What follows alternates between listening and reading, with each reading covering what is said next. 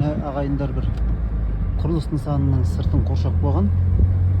Ана жерде қазақтың ұлы тұлғаларының суретімен бір ауыз ақыл сөздері.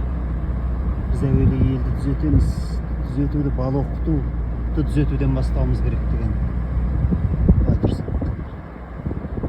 Адамның адамшылығы жақсы ұстаздан болады деген. Шамасы мектеп салып жатқан сияқты ғой мына жерге. Мұхтар Әуезов, біз кейінгі буынға тәлім бермесек, ел болғанымыздың мәнісі қайсы дейді. Керемет енді. Сәкен Сейфуллиннің оқу білім қазығы, адамның азығы, оқу өмірдің сәні, тіршіліктің шырағы дейді. Абай атамыздың ақырын жүріп анықпас, еңбегін кетпес далаға, ұстаздық қылған жалықпас, үйретуден балаға деген. Осындай барлық ұлылардың ұлағат сөздерін жазып қойды. Керемет екен.